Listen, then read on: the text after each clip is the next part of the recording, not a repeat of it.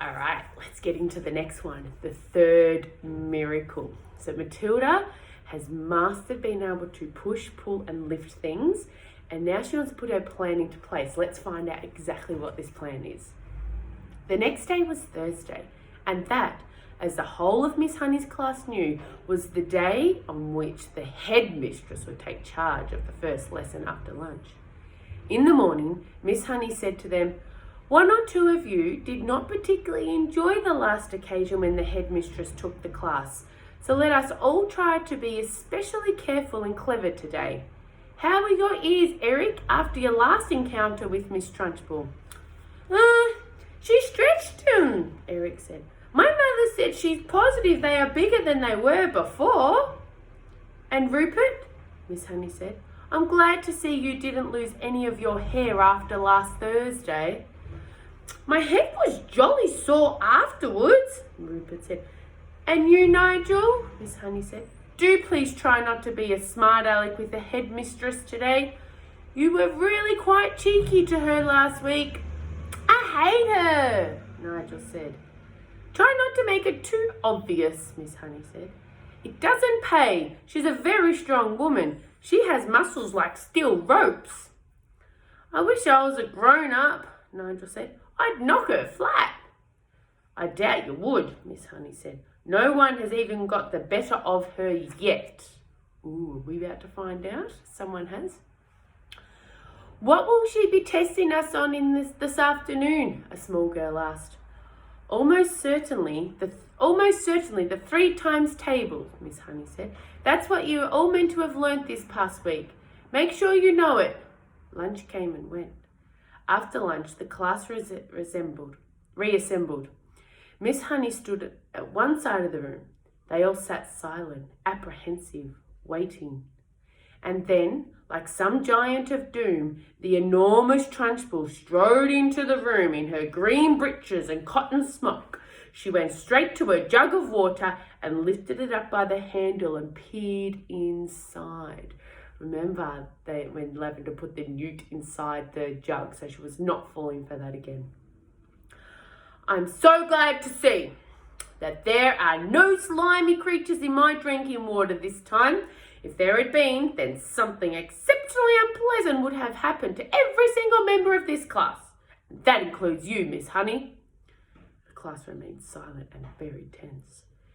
They had learnt a bit about this tigress by now, and nobody was about to take any chances. "Very well," boomed the Trunchbull. "Let us see how well you know your 3 times tables. Or, to put it another way, let's see how badly Miss Honey has taught you the 3 times tables." Miss Trunchbull was standing in front of the class, legs apart, hands on hips, scowling at Miss Honey, who stood silent on one side. Matilda, sitting motionless at her desk in the second row, was watching things very closely. "You!" the Trunchbull shouted, pointing a finger the size of a rolling pin at a boy called Wilfred. Wilfred was on the extreme right of the front row. "Stand up, you!" she shouted again. Wilfred stood up. "Recite the 3 times tables backwards." "Backwards? But I haven't learnt it backwards." "There you are," cried the Trunchbull, triumphant. "She's taught you nothing. Miss Honey, why have you taught them absolutely nothing at all this past week?" "That is not true, headmistress. They have all learnt their 3 times tables, but I see no point in teaching it to them backwards. There is little point in teaching anything backwards. The whole object of life, headmistress, is to go forwards. I ventured to ask whether even you, for example, can spell a simple word like wrong backwards or straight away. I very much doubt it." "Don't you get silly with me, Miss Honey," the Trunchbull snapped, when she turned back to the unfortunate Wilfred. "Very well, boy. Answer me this. I have 7 apples and 7 oranges and 7 bananas. How many pieces of fruit do I have altogether? Hurry up, get on with it, give me the answer." "That's adding up," Wilfred cried. "That isn't the 3 times table." "You blithering little boy," shouted the Trunchbull. "You festering gumboil, you flea-bitten fungus, that is the 3 times tables. You have 3 separate lots of fruit and each of them has 7 pieces. 3 sevens are 21. Can you not see that, you stagnant cesspool? I'll give you one more chance. I have 8 coconuts, 8 monkey nuts, and 8 nutty little idiots like you. How many nuts do I have altogether? Answer me quickly. Poor Wilfred was properly flustered. Wait, he cried. Please wait. I've got to add up 8 coconuts and 8 monkey nuts. He started counting on his fingers. You bursting blister, yelled the Trunchbull. You moth-eaten thing.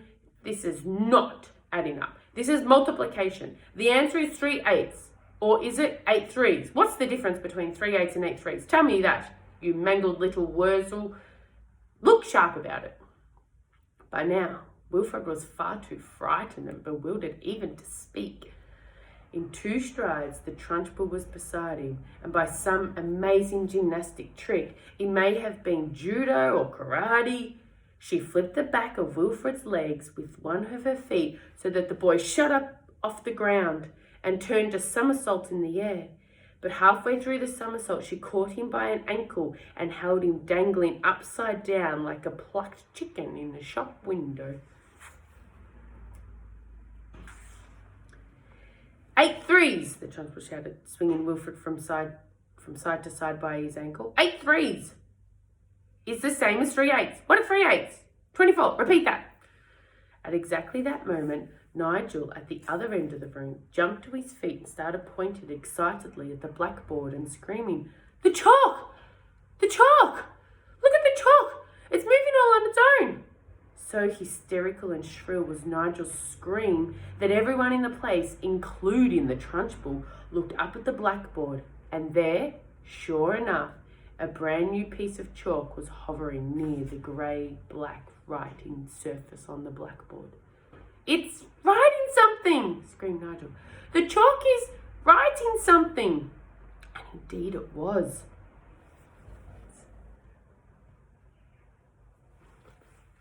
What the blazes is this? Yelled the Trunchbull. It had shaken her to her first name being written like that by an invisible hand.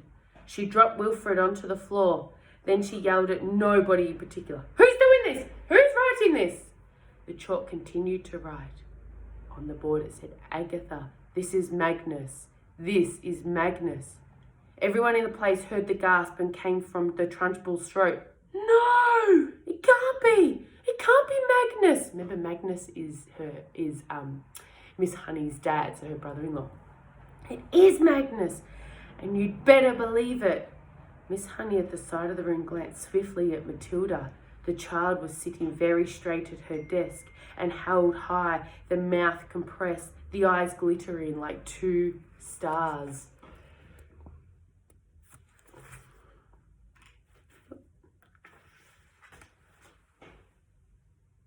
Agatha, give Jenny back her house. For some reason, everyone now looked at the Trunchbull. The woman's face had turned white as snow and her mouth was opening and shutting like a halibut out of water and giving out a series of strangled gasps. Give my Jenny her wages. Give my Jenny the house. Then get out of here. If you don't, I will come and get you. I will come and get you like you got me. I am watching you, Agatha. The chalk stopped writing. It hovered for a few moments. Then suddenly it dropped to the floor with a tinkle and broke in 2. Wilfred, who had managed to resume his seat in the front row, screamed, Miss Trunchbull has fallen down! Miss Trunchbull's on the floor! This was the most sensational bit of news of all, and the entire class jumped up out of their seats to have a really good look. And there she was, the huge figure of the headmistress, stretched full length on her back across the floor, out for the count. Miss Honey ran forward and knelt beside the giant. She's fainted. She's out cold. Someone go and fetch the matron at once. 3 children ran out of the room. Nigel, always ready for action, leapt up and seized the big jug of water. My father says cold water is the best way to wake someone up who's fainted, he said. And with that, he tipped the entire contents of the jug over the Trunchbull's head. No one, not even Miss Honey, protested. As for Matilda, she continued to sit motionless at her desk. She was feeling curiously elated. She felt as though she had touched something that was not quite of this world, the highest point of the heavens, the farthest star, and had felt most wonderfully the power surging up behind her eyes, gushing like a warm fluid inside her skull, and her eyes had become scorching hot, hotter than ever before. The things had come bursting out of her eye sockets, and then the piece of chalk had lifted up and had begun to write. It seemed as though she had hardly done anything. It had all been so simple. The school matron, followed by 5 teachers, 3 women and 2 men, came rushing into the room.